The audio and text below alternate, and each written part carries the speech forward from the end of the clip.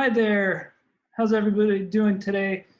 Hope you're feeling a little better this week. Hopefully some of you got some assistance from PUA or PPP. I hope so. If not, let us know. Maybe we can point you in the right direction.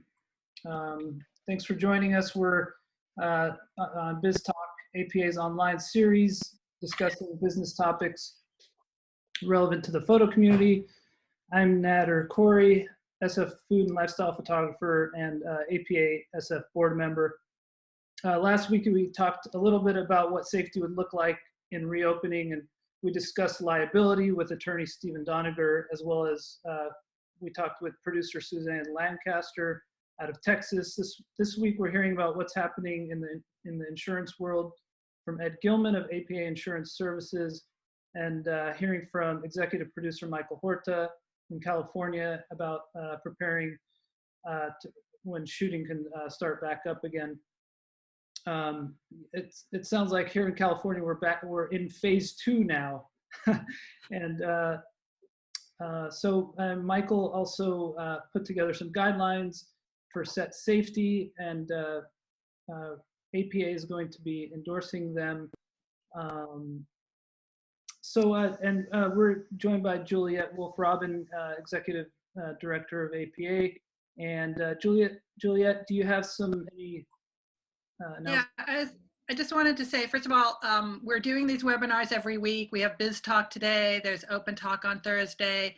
APA LA and Andrea Stern do a talk on Thursday. We add additional other webinars during the week. So those can all be found on apanational.org events page. So you can sign up for that. And then we have a YouTube channel where most of these will be available afterwards to watch. The information that we're doing, we're an association of photographers for photographers. We have producers and crew members and reps who are members, and we're using this opportunity to share information as much as we can, to post it on our site, to talk to each other. There are no specific laws right now in place about a lot of the things that we're discussing. We're just trying to see what we can do to be as safe as possible to help get ready for the new reality of what sets are going to look like. So the information that we're giving you, it's discussions we're having that you're probably having. We're just doing it together on air. Great, thanks so much. So let me just introduce our panelists. We have Michael Horta. Hey, Michael, say hi. Hey, how are you? Thanks for having me. Absolutely. Michael is the executive producer with MJ68 Productions, creating campaign images and videos for major global advertising campaigns. His production company started in 2006, primarily serving the automotive advertising business. Since 2012, it has expanded to a variety of clients, which includes Mercedes AMG, Samsung, Coca Cola, Toyota, HBO, Apple, and many more. Let's see, and we have Ed Gillman. Say hi, Ed. How you doing? Ed's 30 years of insurance experience began as a third-generation member of his family's agency in Miami. He's a graduate of University of Virginia with a BA in government. Go Wahoos.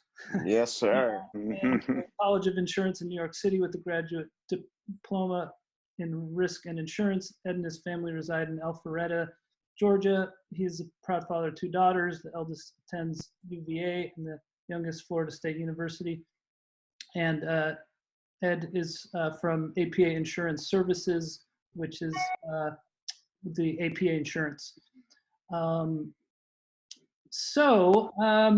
I thought we would actually start with you, Ed, and you've been getting a lot of questions, right, from photographers, and I think right now it's a good place to answer a lot of those if people still aren't very clear about all that's going on in your world. Sure. So let me. I'm going to pull up this screen share here. We're gonna just for people to take a look at some of the points you want to make. So as you're doing that, let me give you a level set on where we're at right now. So we've got, from an insurance perspective, there are probably 3 different areas of coverage that folks ask about almost all the time. The first is on the workers' compensation side, and that may or may not apply to folks on the call. If you have employees or contractors and you're covering them for workers' comp, the laws are changing rapidly.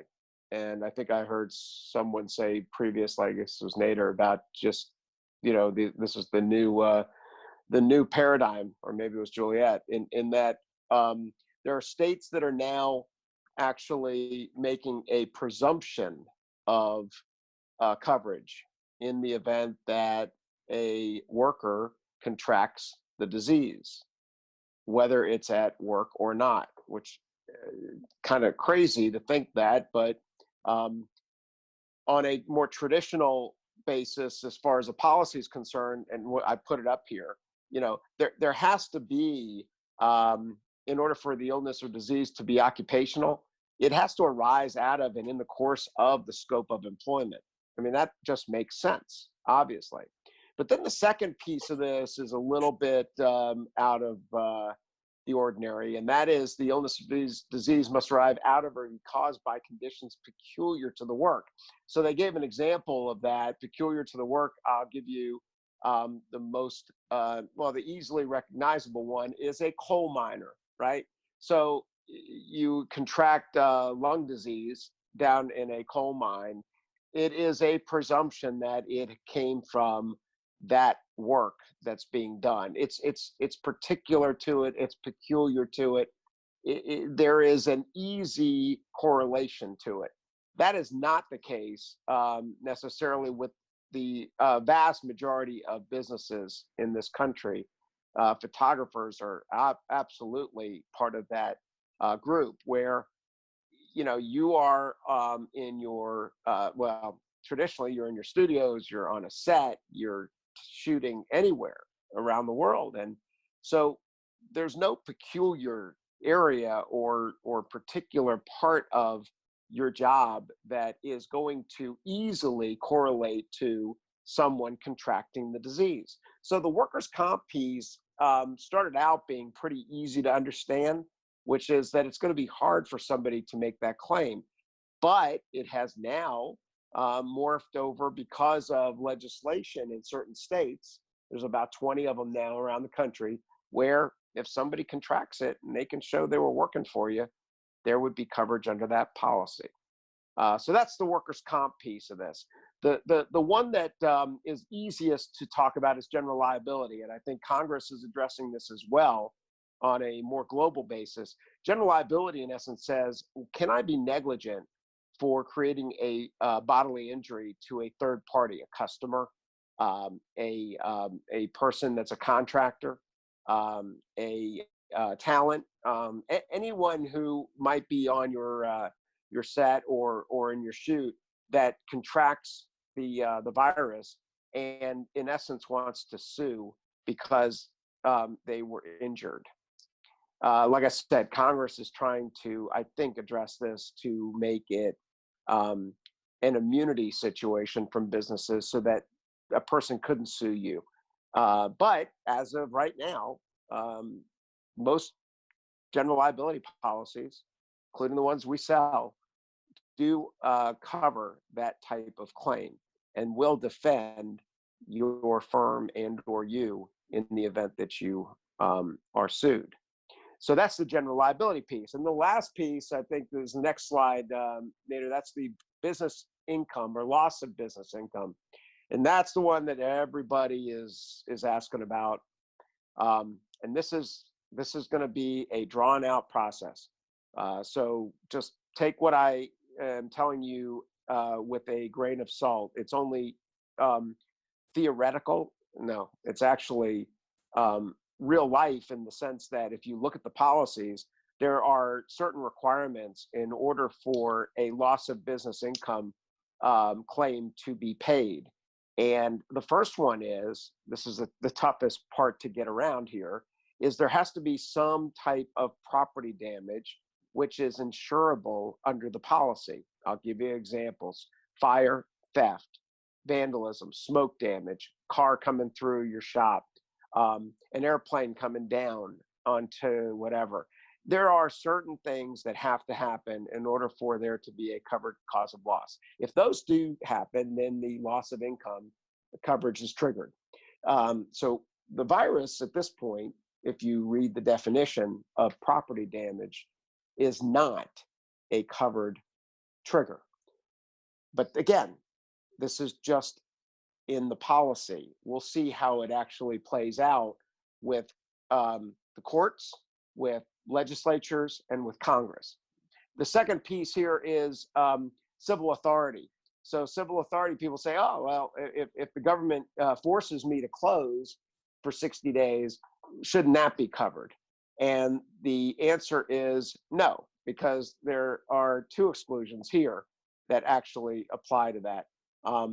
And one of them has to do with the fact that you have to have a property damage, physical loss.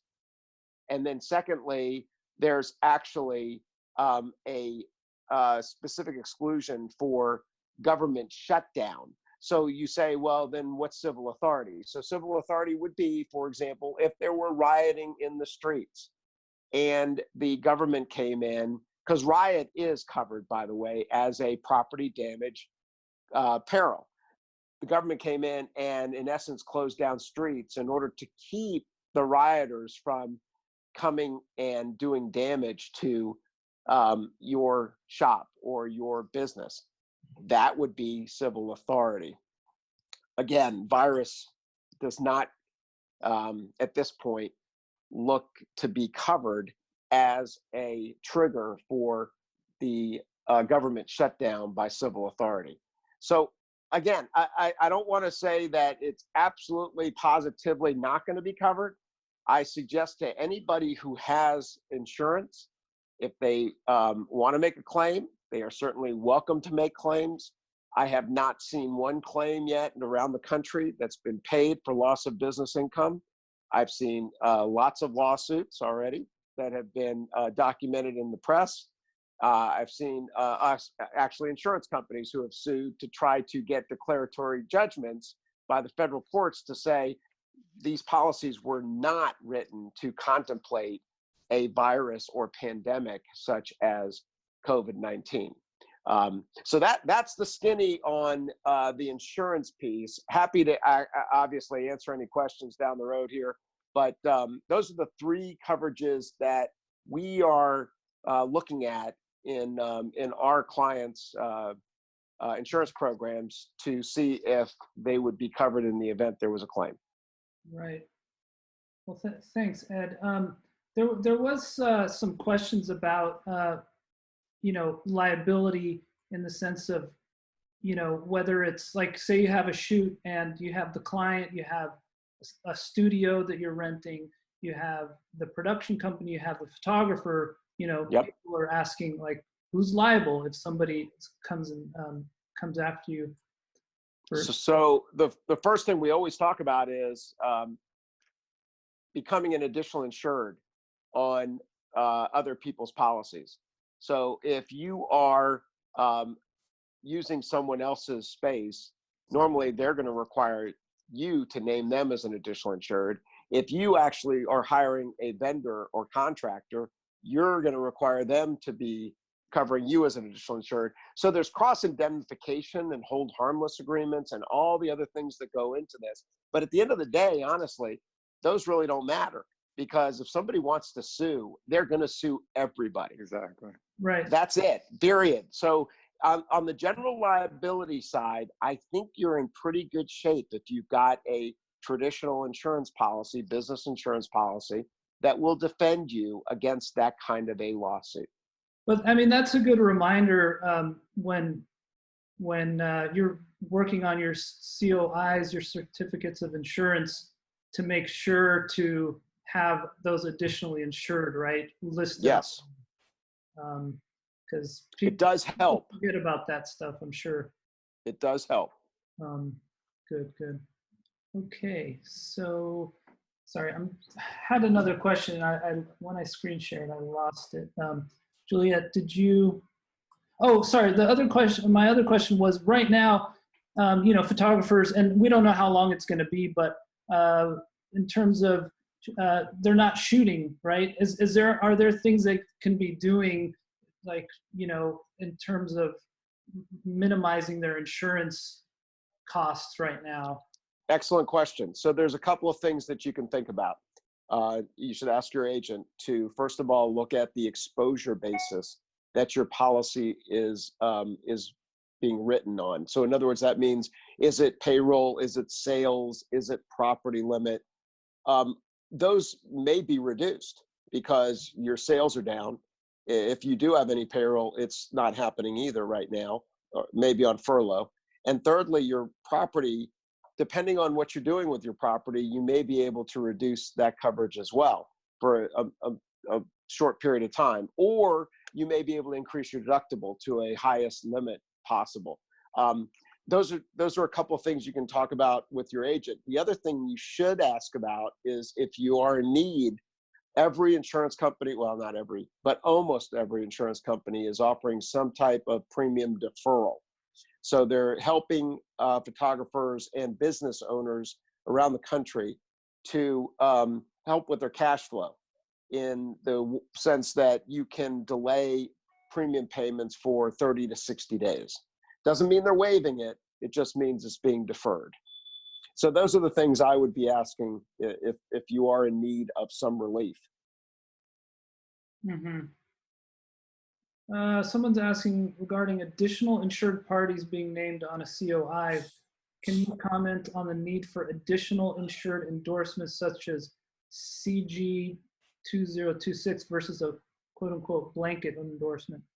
Okay, so the difference there is, a blanket endorsement, you don't have to actually name the party that's being additionally insured with the insurance carrier, versus a specific endorsement says every single additional insured has to be listed in the insurance carrier's file. Blanket additional insured is fine. I mean, if you've got that on your policy, not a problem. You still need to, sometimes you should do it in writing, depending on how your policy reads, but you should be able to add an additional insured without specifically naming them, as long as you have that blanket coverage. Again, I would just confirm it in writing to that person or entity to say, we agree that I will be named an additional insured on your policy, and then let them confirm back to you. Right. Great. And then someone's asking, do I need workers' comp for my contractors? I have no employees. Matters what state you're in. So there are 4 states around the country where they're monopolistic, which means you have to buy your workers' comp from the state. You cannot buy it from an insurance carrier. That's Washington State, Ohio, Wyoming, and North Dakota. So if you're not in one of those 4 states, then it comes down to, what does the law require in your state? Some states, like where I am in Georgia, it's 3 employees or more. You have to have workers' comp. Contractors do not count. But then you come back to the idea that if a contractor gets hurt on the job in that particular state, they could look for the person or entity who hired them to cover them on their workers' comp. So it really is, all insurance is regulated by, property casualty insurance is regulated by states. So you have to look at the actual laws and rules in your particular state, or in the state that you're doing the shoot, because it may not be the one that you're domiciled in. Right. Yeah. Ask your agent. That's the best advice I can give you. Yeah, these are all questions relating to just general during normal times, of course, and there's a lot of education around insurance. Yeah, a lot of photographers don't have. Great. Well, I think that's great for now. Thanks. Nader, I have a question for Ed, actually. Yeah, Michael. This is great. Thank you for being here today too. This has been one of the big things that's coming up for us as a production company, obviously, is insurance. And we're trying to figure out the best way to, conduct our business and show that we are not negligent in any way. And one of the things that we were exploring was the idea of some kind of I don't know if liability waiver is the right word, but we basically have our onset protocols, and we want everybody to acknowledge that they A, understand the protocols, but B, that they also understand the health risk they take by coming to set. And I'm wondering if that level of some kind of a signed document is something that helps strengthen your case of not being negligent in any way. It can't hurt. Let's put it Right. that way. Whether it keeps you from being sued, probably not. If they really did contract it and they can show that it was due to it doesn't even have to be your negligence if you think about it. I mean, yes, if you're following CDC guidelines, if you're doing the things that all of us know we should be to reopen a business, then you're taking the precautions that are necessary to keep your area, your business safe. But somebody still can sue you because they contracted it on your property or your premises. Sure. So if you have the waiver or an acknowledgement is really what you're talking about, I would say that's certainly a positive. But will it keep you from being sued? I'm not a lawyer, so I don't even play one on TV. So I don't think it will stop anybody from suing you. No. And we have APA has created a waiver that we're going to send out tomorrow, and then later it'll be available for APA members who need to get a copy of it. I had an attorney look at it, and it basically, you acknowledge that by coming to the set, you understand that there are risks inherent with this disease, and you are choosing to come to this production, and you fill in the production information, and so that you are taking that risk of your own accord, understanding that there are risks, and that you also say that you are not knowingly sick at this time. Right. I mean, it cannot hurt for sure. Well, and I think all of us with any production are right now trying to figure out how much safety precautions we could be having on our sets, and making sure to do as much safety as we can so that we don't get considered negligent by the courts, right? And the government is in the process of or are they actually discussing what's considered going to be negligent, or? Who knows? I mean, at the end of the day, what they're going to come out with, it could be a very strong blanketed immunity against a lawsuit, or it could be a weak one. Just not sure. Mm-hmm. Hopefully they'll come out with something.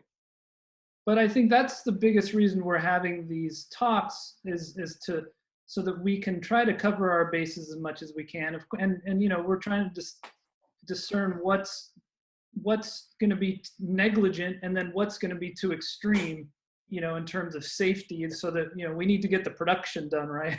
and so that how can we get the production done but also be safe? So I would just mention, from our perspective, there's a reasonable level of what the prudent man would do, right? From the standpoint of security and safety. And your waiver or your acknowledgement is going to help you for sure. I wouldn't be uber focused on this piece from a negligence standpoint, though, because at the end of the day, they can still sue.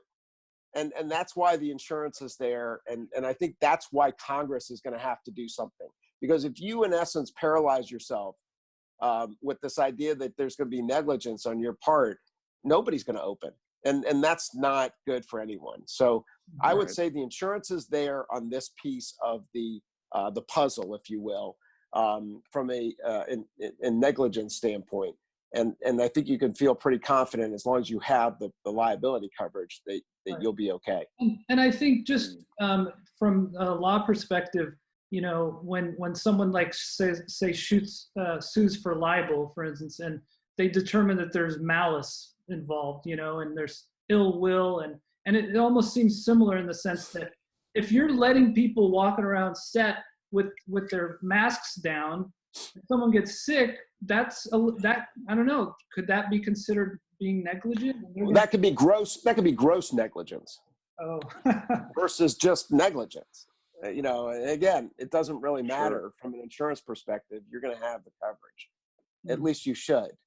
I can't just absolutely guarantee that every policy is going to cover these things, but the general consensus seems to be like the liability piece is going to be hard for somebody to prove that they actually contracted it on your set. You'd have to have tracking and tracing to be able to do that, which we don't have yet. Right. Well, let's talk with Michael here, and I'd love for you, Ed, to look at what Michael put together, and if you have any comments on it as well, it'd be great. So Michael, thanks so much for getting on here with us, and thanks so much for putting these guidelines together. Yeah, you want to just kind of give us a little intro to it, and sure, give us a sense for how you put it. Yeah, we were, prior to the stay-at-home order, we were in pre-production on a few shoots, and those shoots are actually still in pre-production now. We're getting ready to go back on set as soon as we can get our location permits from Los Angeles. And so, those questions came up pretty early. So we started doing our research and looking around, and I think, we found a lot of great information from so many sources, whether it be the CDC or the WHO, but also from like industry people, film production companies, television production companies. We started to see all the information come through, but everything we were receiving kind of looked like a court subpoena, so it was really just like, ugh. Like 28 pages of like, this is my life now, so we were trying to think, how can we take all this information and just put it in some kind of format that doesn't make it seem so daunting, that makes it seem like we can all do this if we work on this. And that was sort of the goal behind the document. It will still continue to evolve. As we get more information on more information coming down on what the current practices are, this document will continue to evolve. We're not health experts by any means, but we are reading daily on what is recommended. And so that's what we put together. And with that, I think what we are doing on the forefront of that is we are definitely sending everybody before they go to set, 24 hours before they go to set, a questionnaire, a health questionnaire, where they will answer questions based on a 14-day experience. In the last 14 days, have you had, and then a list of symptoms and other items. So there'll be two things that we're asking for people is a health questionnaire, and then also this acknowledgement letter that will say that they understood the risk they are taking, and they also understood the practices, and they've read through everything. We want to make sure that it's clear that everybody knows what they're getting into as they get to set. Mm-hmm. Right. Yeah. And then, so in terms of crew, it sounds like you also consulted with different production, stylists, things, right, on this? Yep. Yeah. So, we're following the distancing rules. Our production company primarily, we do some studio shoots, and we're asked recently by somebody on what a studio footprint would look like. And it is challenging. I think it's more challenging indoors than it is outdoors. I think in general, the public feels better outdoors. I know I do. I'm terrified in CBS, but I'm fine taking my dog for a walk, so I think that's sort of the general idea. So we do a lot of location shoots, a lot of stuff outside, and we've really kind of worked on what a footprint will look like, how departments will separate the mask wearing, and how all of that will work. So we, for our productions, which are much larger than maybe some of the members at the APA, we, for those large productions, when we have like 20 people on set, 20 to 25 people on set, we will have a set medic. And that set medic will be the person whose job is to check everybody in. So the check-in process and the arrival to set is definitely going to take much longer than it has before. And then once everybody's checked in and they're given PPP, which we'll provide, we'll have masks, we'll have hand sanitation everywhere, wipes, olive gloves if needed, shields if needed. In addition to all of that, then the set medic's job will be to watch the set. We want a separate set of eyes that's not working on the production to actually look around and see what people are doing. Are they distancing? Are they keeping the masks on? All those kinds of things. So there's another layer of that. And I think in the beginning, our point of view is that we need to take this as full Monty as we can, especially in these first 6 months. You know, we really have to just come out with as much as we can and keep it safe. We want to work. We need to work. So that's our. So somebody was asking who reviews your health questionnaire and what actions may be taken based on the answers. That's a good question. Yeah. Our health questionnaire is just taken from several health questionnaires that we've gathered from some of our larger clients who have given us health questionnaires. We've also gathered them from health organizations, CDC, things that they're asking at a lot of places, whether it be construction sites. Those were the first crews that we saw. Our offices happened to be right near a big construction site, and we were watching them go to work every day during the lockdown on my dog walk in the morning, you know, and I was really watching like how they were doing it, the signage that was posted, how they were getting in and out. And that was sort of what clued me in early on to like, wait a minute, we can do this. I mean, these guys are doing it every day. So there's got to be a protocol here that, you know, can provide a level of safety. How do you determine the medic? What kind of qualifications? Well, there's a whole industry in Los Angeles of set medics that work in the industry that we've worked with that are all trained, professionally trained and certified. So those are the medics we're going to use. They're not just random people. We want to use a professionally trained set medic. And we plan to do temperature checks.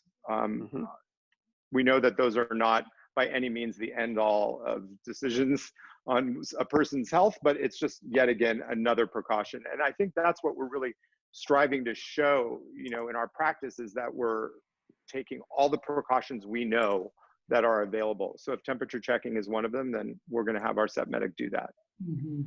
Right. Well, great. Let's dive into. I want to share your PDF and would love to, you know, go through it. You know, just sure. You can talk about any little highlights of it that you want to. But I think it'd be good for people to like get some of those specifics. And then somebody did ask if the crew members, would you be sharing the questionnaire with the other people on set? Would they see how other people answered so that they would feel safer knowing this information? That's a good question. You know, that's a good question that I want to ask Ed. Initially, my feeling is, you know, a lot of our sets, especially for the crew, we're very, we tend to be, you know, maybe have like, you know, 7 or 8 different crews that we've known each other for years and years. And knowing most of those folks that we work with, I think we would all want to share and know and feel that, you know, intuitively. But I don't know. I don't know the legality behind that, so I don't. You know, I don't even know if that's a question for Ed. Yeah, it's not. I mean, I think it's a HIPAA issue potentially. Right. That you may need to ask an attorney about. Yeah, great question. Thank you for that. I'm gonna make a note of that. It's a good one. Well, and so I just wanted to make a note.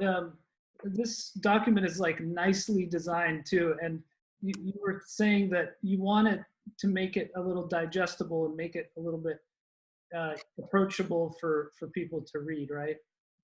Yeah, that's right. I mean, we're all creative people, right? We're visual people, and you know, we're always looking at stuff and layouts and imagery. So I wanted to bring a little bit of that to this to just make it approachable and make people feel like it's not this daunting task. It's just something we have to do, and if we can all just do it, we can get back to work hopefully soon and safe. And you have a designer, right? That's on your staff. Yeah.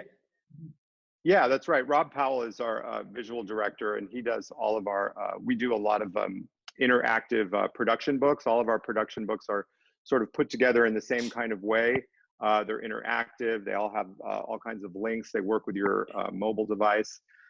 So he's been working on this for a long time. A lot of our communications and other facets of what we do. So Rob did a great job putting this together for us. And I'm asking these questions also for people who are going to be putting their guidelines together and certain things to think about. And you mentioned that people are still in a little bit of that fear mode, and doing little things like this kind of helps people take some of the fear away, right? Yeah, I mean, we want to, and that was the thing. We're so happy that the APA invited us to come on these talks and also share this. We want this to just circulate as much as possible. People can use it as is. They can use the information from it and create their own. It's really just about us all as a community getting together and agreeing on something we're all going to do that can get us back to work, Mm-hmm. So we're going to be sharing this with everybody who's logged in for this webinar. We will, there's an automatic email that'll go out tomorrow with links to everything that we discuss and with documents. So yeah, here's a little intro. Basically, what did you basically say here? Just you're thinking of people, safety, and you have to go to the next page. Yeah, I was looking for that. I need my notes. Hello, are you not seeing that? Oh, no, it's still on the cover. What? That's weird. I know, we tested it. But I'll ask you another question while he's doing it. Somebody was asking if somebody shows up the morning of and you realize that they're sick for whatever reason, maybe with something else. How does that work? Like, do you have other people ready to go to replace them that day? Do they still get paid? What happens to the person who doesn't feel well that day? Right. So we are, in terms of things like talent, specifically talent, we're definitely going to be asking our clients to have several backups available in that event, because obviously if it's talent driven, the thing that we're shooting, a talent not being available could kill a whole shoot. In terms of crew, we are going to be calling the crew the night before just to check in with everybody verbally, not even an email, just to have a quick little chat with everybody in our crew and see how they're doing. But I think yes, if somebody is not feeling well, they will be turned away, or if they, arrive with a fever, let's say, or something like that, they will be turned away. And that's going to be part of our booking process. So when we book our crew during these times, we're going to let people know that, you're booked on the job, but in the event that you're sick before coming to set, then, obviously that booking doesn't continue because we need to be safe. Wait, can you see it now? What's that? Can you see the PDF now? I'm on the hello page. Nope. No? Still the first page. It's the cover. Oh my gosh. So would they get paid if they were sick? We would have to replace them. So I think we would use that to, replace somebody else. But that's what we do typically in the business anyways. Like I'll have a first assistant who will call and say, oh my gosh, I have the flu. I can't come to set on Thursday. And so they say, call Elizabeth, and Elizabeth will come in and she'll just take that over. So that's typically how we've been doing it before COVID-19. And I think it would work quite the same way. Can you see it now? Yes. Well, it's back to, yes. Page 2? The hello, yeah. I know it's bouncing around. Social distance, no. Wait. There you go. Hello, yes. There we go. All right, so yeah, here's the hello page. Yeah, just take us through this Yeah, so this is just a quick little hello, and to sort of preface what this document is. It's not unlike any other documents that are circulating around, except for the fact that we are trying to distill the information into short thoughts that are visual and easy to follow, something that you might be able to keep in your pocket and use or refer to at a glance without having to go through pages and pages and pages of things. So this is just a little welcome, telling people what our mission is. And then this here, the second page you've got to, is all of our resources. This is some of the links that we used to gather information for the document. Not listed in these resources are also guidelines we got from other friends at other production companies, and we got some other information from other areas, but these are the official links. Mm-hmm. This is a really good page. So clients, please consider. This is the one that we are talking about daily. And everybody's asking about this, what can we accomplish now in a day? If you think about everybody coming and seeing a set medic and 6 feet apart and one at a time, and then getting onto set and then setting up their station with distance, you can imagine the time it takes in the morning. It's very different than what we're used to. So we're asking our clients to, we're trying to explain to them, they're going to need to understand budgets are changing. As a result of this, there's going to be more equipment that is necessary. Sometimes you may need an extra motorhome, or like in our case, we're talking about hand washing stations that are going to be more readily available, increasing bathrooms, things like that. So we don't have a congested flow of people, and people can, find their way through set. So those things are going to change. And these are just a few thoughts that we put together for clients to consider, because we are circulating this not just through our crew, but every time we bid a project, they get a copy of this and they'll understand, what we're getting into, and they can consider that as they review the costs. Are you also even considering doing, I've heard, people doing like, you have 10 hours here, but like even doing like 6 hours, or, even more limiting hours? Yeah, I think so. The limiting of hours we heard, this was something we heard from some television shows.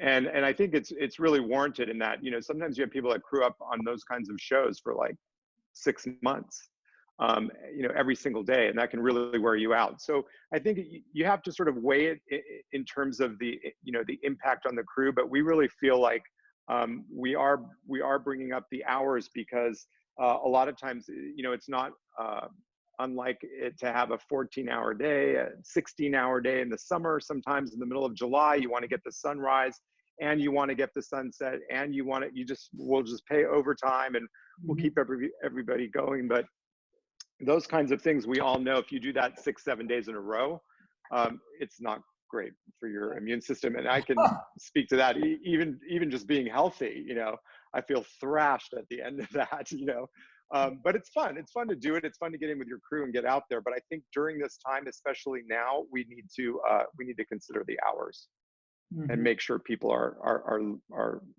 working healthy. That's a really good point. Okay, so this is more of what you were describing about arrival, doing a questionnaire, temperature check, release. Is that release? Would you send that before they get there, or do it actually on set? Yeah. So, and it's interesting talking with Ed. I think I'm not even sure that release of liability, we may even update that now. I like what you said, Ed, about acknowledgement. I think that might be actually even more appropriate language for what that document is. But basically, we just want people to verify that they understand the risks. We want to know their health questionnaire. And those 2 items we're going to try to do before arriving to set, just to help speed the check-in. Obviously, if you have filling out all that paperwork, we could be hours and hours trying to get into set. So if we can limit it to the temperature check-in with the medic, and receiving whatever PPP you might need, Right. PPE. The PPP was I know, the loan that way, You should Two get things both we if you want. can. Get both. Yeah. Yeah, get both, exactly. So here you're saying people that bring their own PPE, but you'll have some as well.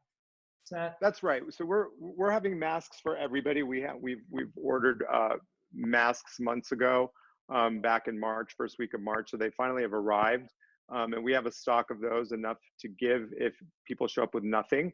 But we are asking people to bring their own too, because some people may have various levels of health conditions. You know, just prior to this, someone may have like asthma or something like that. They may want to be in a mask that may be designed differently for their own personal needs. So if that's the case, we certainly don't want to discourage people from using the mask that they do, but we are going to provide them, and we are going to also recommend the changing of the masks throughout the day. So if people bring their own, they will, you know, we will ask them, you know, bring a few. We all have several now, I'm sure most of us do. And we'd like to see those changed. Yeah, you probably want to just take that word suitable out, right? Because you don't know what suitable really is. You're going to have the basic mask that is suitable for the vast majority of people, but not necessarily for everyone. Yep. Not for everyone. That's correct. Yeah. Good. And how has it been? I know you said you have stockpiles of disinfectants, but has, you know, getting PPE for you know, masks, and have you had any troubles with some things? Oh yeah, every day. Yeah. the ordering of supplies. So we have our office manager has been really good about just staying on top of it. And you know, that's what I recommend to everybody. Don't think about this week, next week, but think about your shoot in September. You know, think about that. So, you know, we're going online, we're doing probably what a lot of people are doing, but, you know, seeing that it's months out, but making the decision to, like, let's order some now.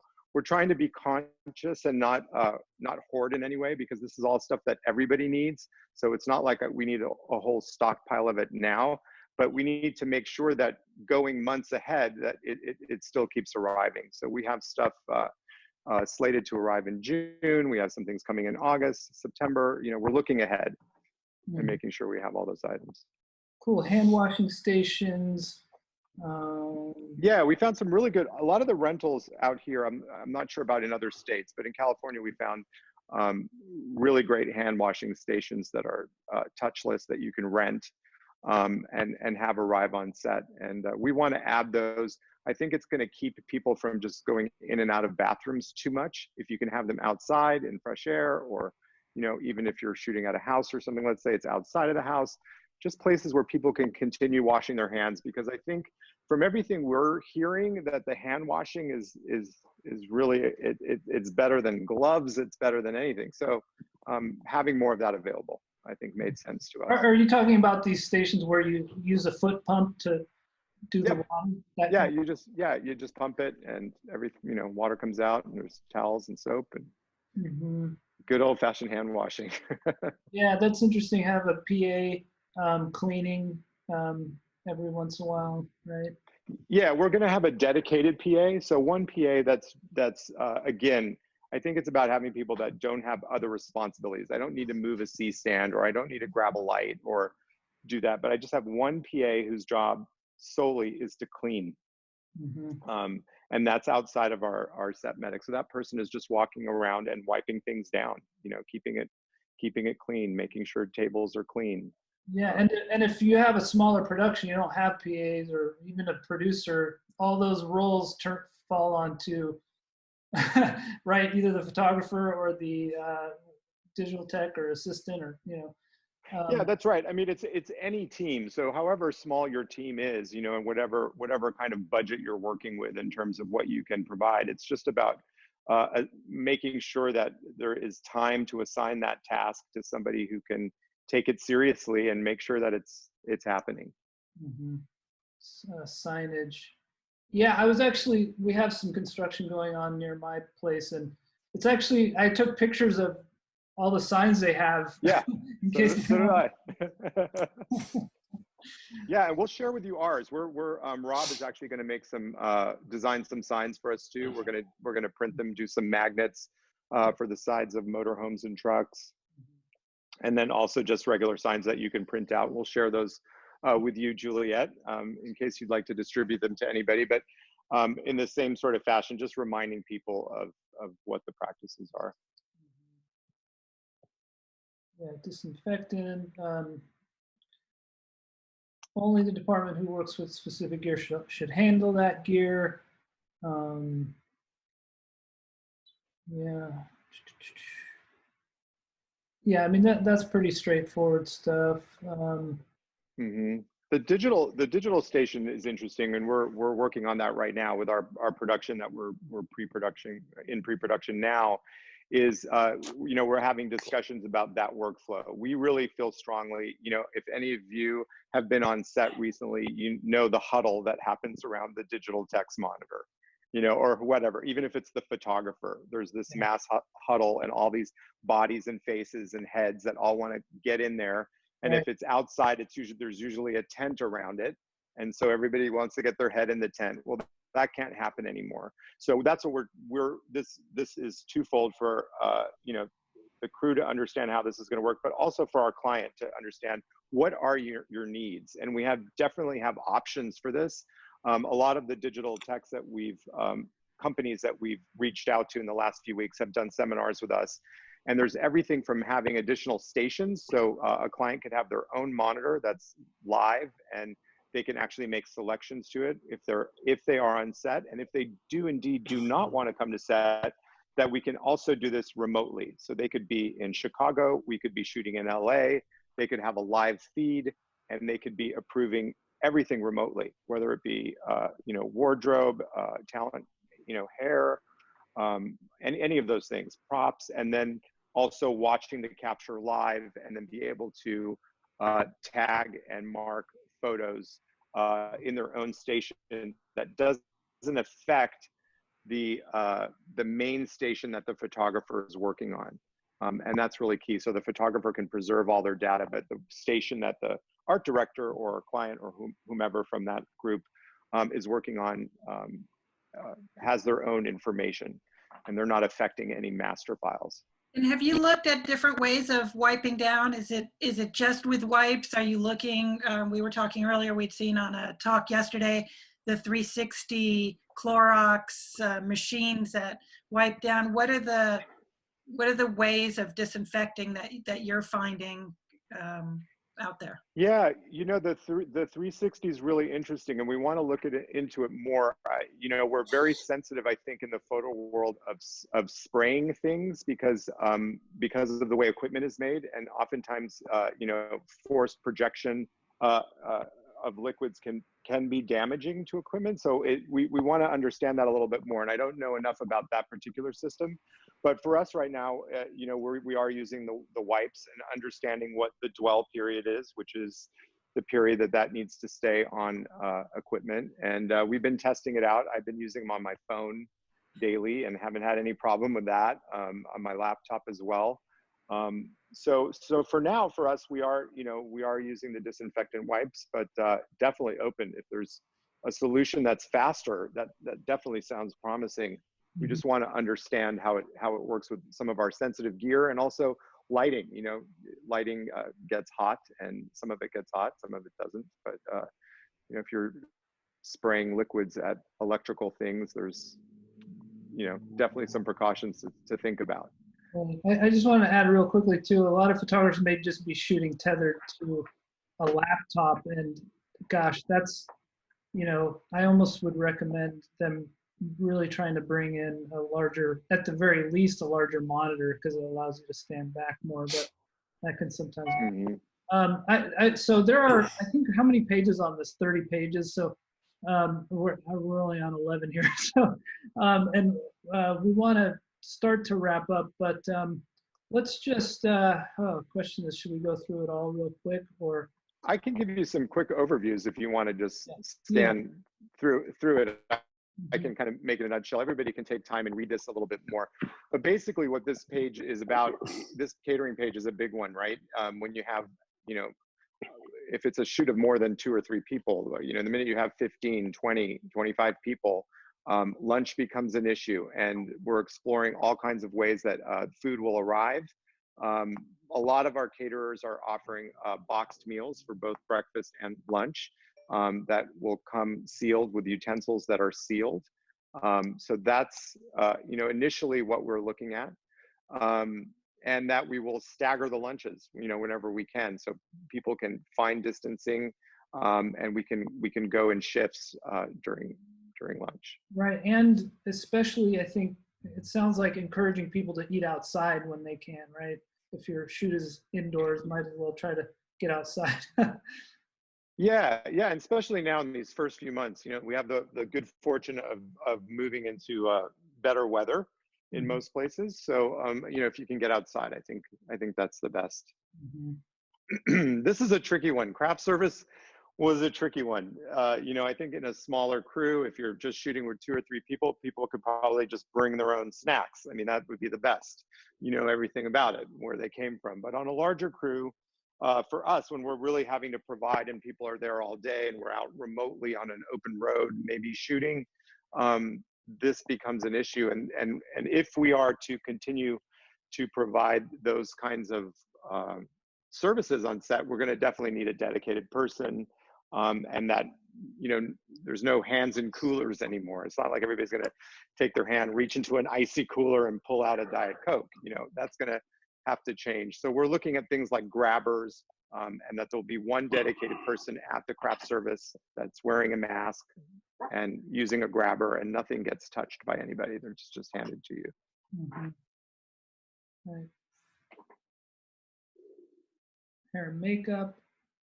Hair and makeup's a tricky one. I think that's the one that's the most daunting, and it keeps changing, you know, every day. I mean, here's the one role on set of somebody that has to touch your face, you know, so it's a really, really, really challenging one. And I think this one is still evolving. But from what we've talked to several hair and makeup people, and, you know, from what we're understanding, it's just really taking this to the maximum level. So our hair and makeup stylist will be wearing a plastic face shield in addition to the mask, because they are so close. And then they have a whole process with, you know, their brushes and how all of that gets used. But basically, it's a set just for that talent, and it's gone when it's done. So there's a lot of thoughts in here, but this is going to be certainly a tricky one, the hair and makeup. Yeah, I like that disinfecting between each talent is good. Transportation, locations. I think there was something about disinfecting it between each trip if you're hauling people to locations. That's right. Good. Yeah, sometimes you have, you know, oftentimes like in residential neighborhoods, they don't want a bunch of cars there. So we're all sort of parked somewhere else, and everybody's shuttled to the house you're shooting at or wherever that location may be. And that's something that's going to need to be limited, the amount of riders in there, how that vehicle gets disinfected. Again, all of that requiring more time. So time is something to consider, what we can accomplish.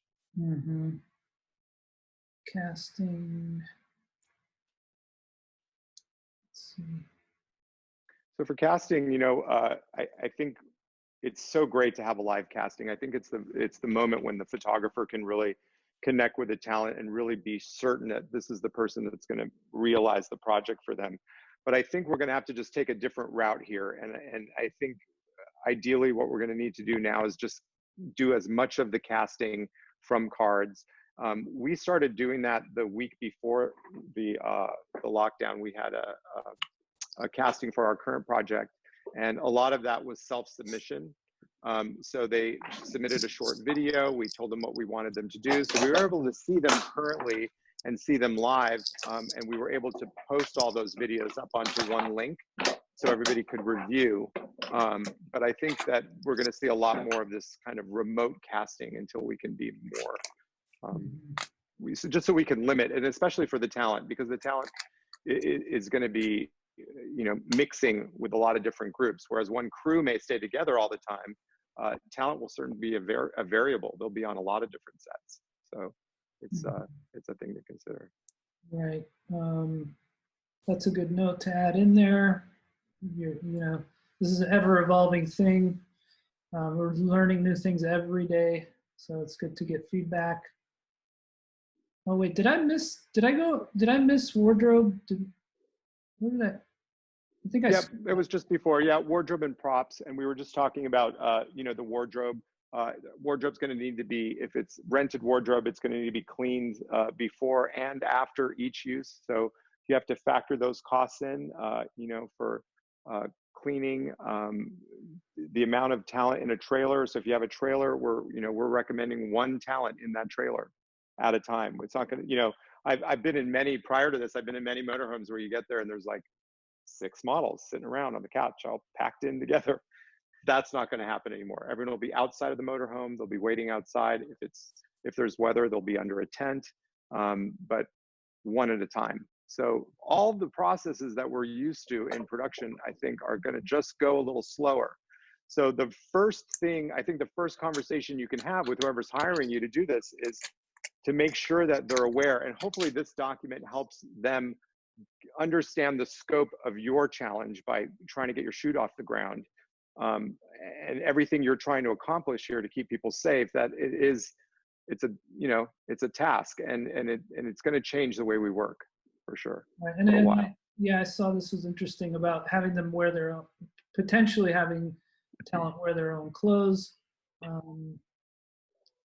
work with the stylist and virtually shop their own closets, which is good. I mean, basically having them show up, you know, camera ready, right? If possible. What's the idea behind that? Yeah, you know, the idea behind that is to not, you know, there's many schools of, or many areas where wardrobe comes from. There's a lot of services that have wardrobe stock. There's a lot of stylists that have their own stock. And so the question is, where is that stock coming from? Who wore it before me? You know, and was that person healthy or not? So in a perfect world, you would say that your client has enough to buy brand new clothing that no one has ever worn, and you're the very first person to put it on, and it's sealed in a bag, and you arrive there and you put it on.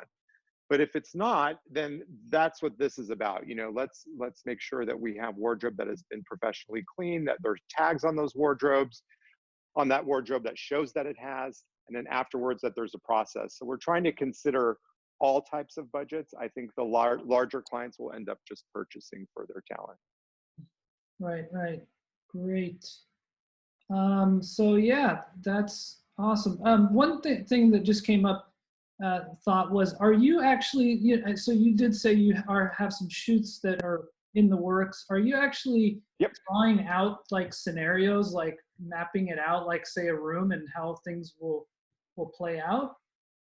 Yeah, you know, we're super fortunate. Our first shoot is going to be an automotive shoot, and the particular story, it's interesting because usually we have so many different kinds of stories, from going out on the town on a night, or going to a restaurant, but this particular story that we're doing really has us in really beautiful natural environments out in nature.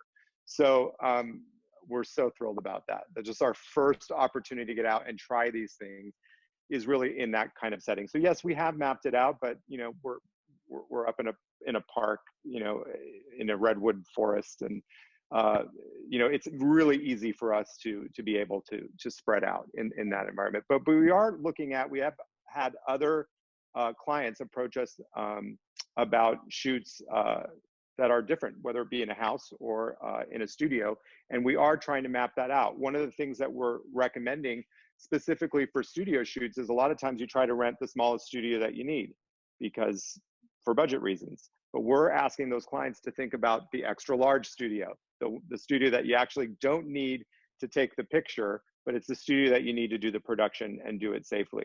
Or a studio that may have open air. There's a lot of studios that have big, huge roll-up doors that go out into outside spaces. Maybe that's a better environment for a studio setting that allows access, allows people to spread out more, those kinds of things. So we're looking at all of those footprints and how they're going to work. I'm sure no matter how hard you try to social distance.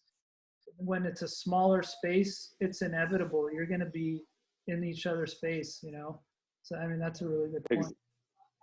Yeah. And so, oh, go ahead. No, and I think it's going to be interesting too, like what, you know, the other big evolution we're going to see now too is like, what are the stories that we're going to tell? You know, like I think about that, like night out on the town, going to the restaurant is like, is somebody doing that story now? I can't imagine any of us seeing that commercial and going, oh yeah, that's my life. I want that. You know, it's those things are going to evolve now. So I think we're going to see different types of storytelling. Well, You know, the automotive industry is going to definitely say, let's go on a road trip. Let's get out into nature. Let's go to Yosemite, you know, those kinds of things. Let's get people out where they can space. And I think in a lot of ways, I think the advertisers are going to need to think about what it is that they're actually saying and how that works. On a separate note, I was thinking about restaurants. I think restaurants should just put all the chairs and tables on the sidewalk. Just take it all outside. I mean, right? Right? It'd be great. I'm sure the city would approve it, I guess. One of the things that I really loved, though, speaking of restaurants, is the whole larder. You know, that they're opening up their restaurants to selling goods, and now some of like my favorite things, like my favorite salsa or my favorite tortillas, I can get from my restaurant now and have them in my house. I've been having my own breakfast tacos at home, and it's great, and it's great to support them. So I like the evolution that's happening, and when you look at all those systems and how they work and how people get creative, I think that's what we have to do. We have to look at like how we do these productions, what we're doing, and now how are we going to get creative? How are we going to show everybody that like, hey, we've thought it through and there's something else we can do? And that may even be about like your photography, you know, thinking it through. We can't just wait around and hope to get hired anymore. What else can we be shooting? What else can we be doing? Where is the need? And I think the restaurant industry is a great model to follow, how they got really creative with how they're going to survive. I think we as photographers and producers, we need to do the same thing.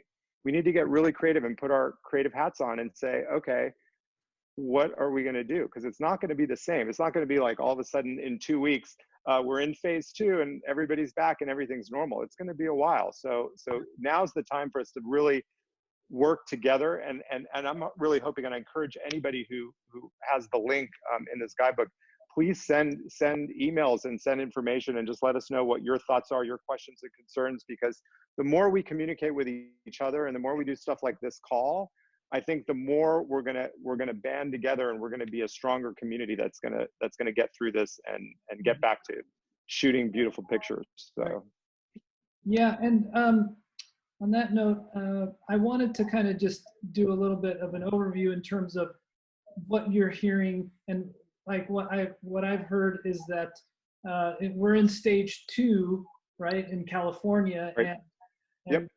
There was a webinar last week. I think it's called Produce Zen. They I saw that one. They had Film LA, the president, on there, and he basically filled everybody in on.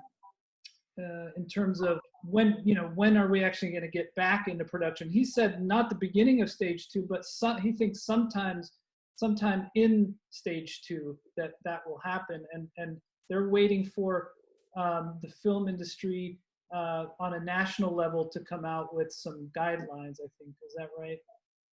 That's right. Yeah, that's what I'm hearing. We actually have a permit that's on the table right now, and it's obviously frozen at the moment, but we spoke with them yesterday, and so far, like they're not giving us a specific timeline, but the general timeline is that right after Memorial Day, they're hoping to be able to start accepting the applications, and then they're going to process them and we can get into it. So in a perfect world, if we were shooting the shoot that I want to get out the gate by mid-June, that would be a perfect world. We're not holding our breath for that, but that would be a perfect world to get going by the middle of June.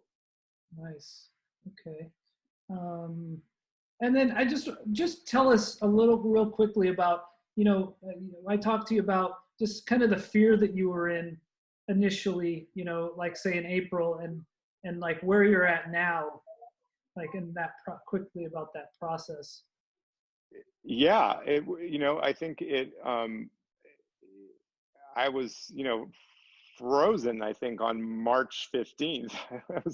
I was having flashbacks of 2009, after the crash, when me and so many others that were in photography were like, what's going on? Nobody's shooting. What's happening?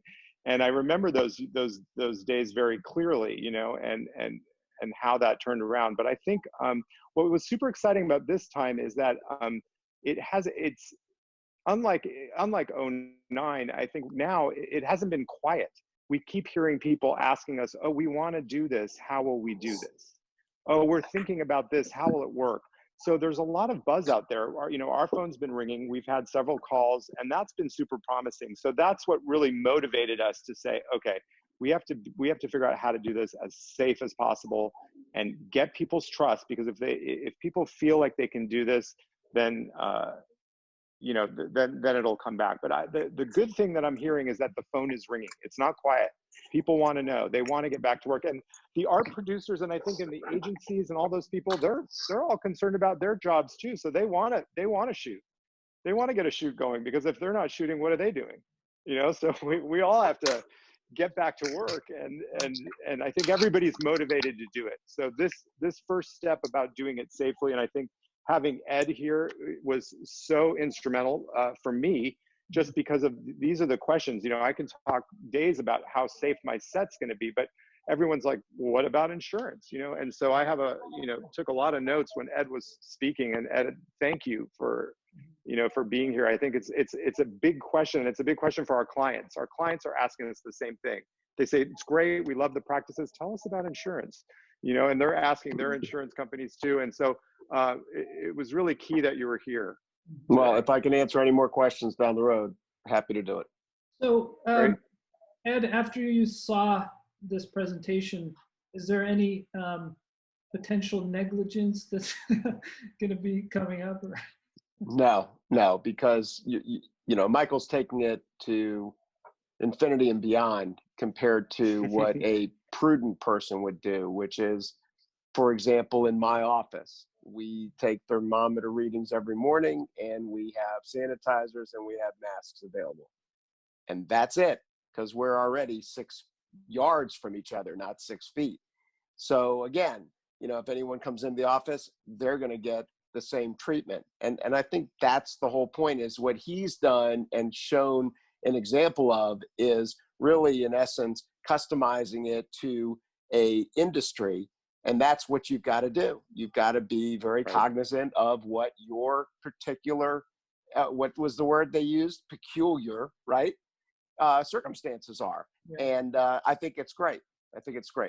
And at the same time, sometimes clients aren't going to be as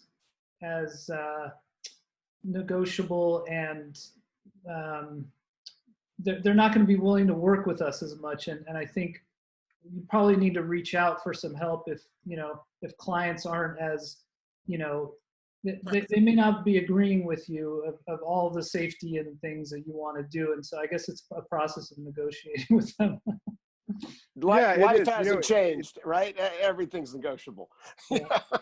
We've yet to see that, though. That's the interesting thing. With the few clients that we've been working with right now, everybody seems on board to do it. And I think it's, when you think about insurance and you think about all of that, it's, it can be a chain reaction. So by us taking the lead as a production company and saying, we're going to take this full tilt boogie, that really, it trickles down to, like, now the agency feels good because they've partnered with somebody who's thinking it through. Now that client feels good because all the steps along the chain have been thought through. And I think that's the idea behind it. And I've yet to, we just handed in some additional costs for a project, that we're doing. And I haven't had anybody come back and say, oh my God, what's that? Everyone understands that, like, this is what we need to do. And especially the first shoots out the gate, Absolutely. This is going to be the big time. I think as we move into this, every day it gets better.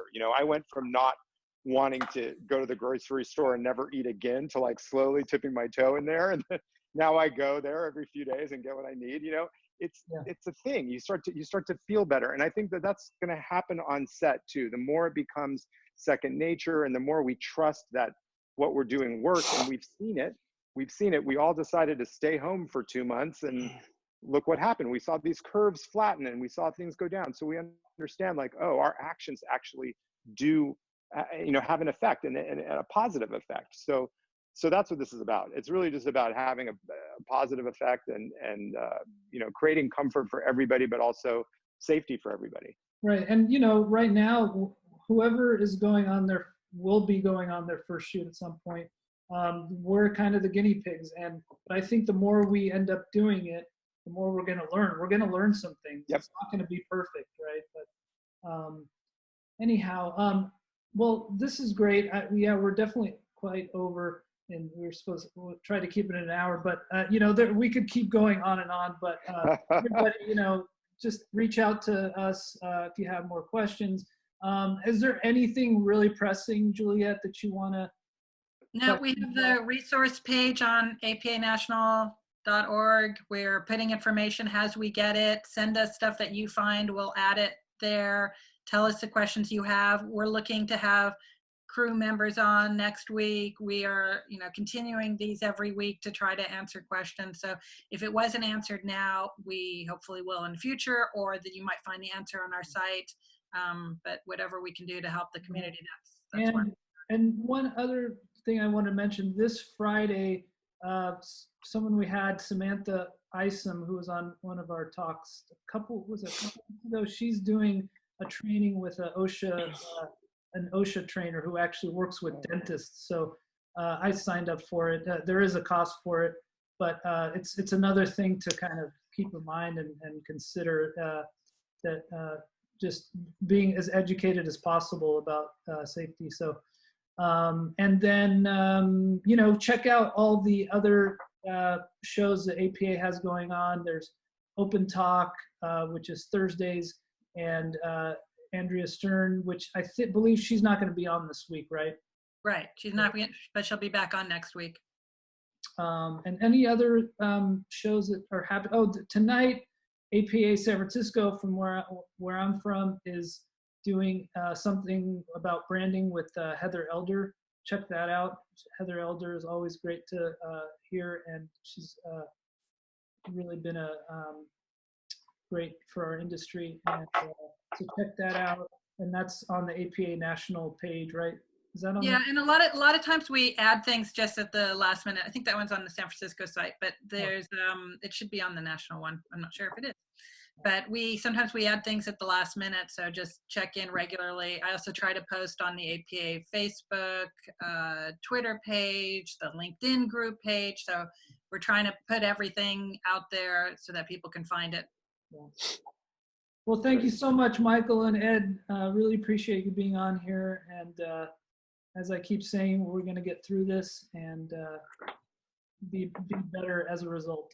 So have a good day and see you next week, and stay healthy and safe. Thank you. Thank you. Take care.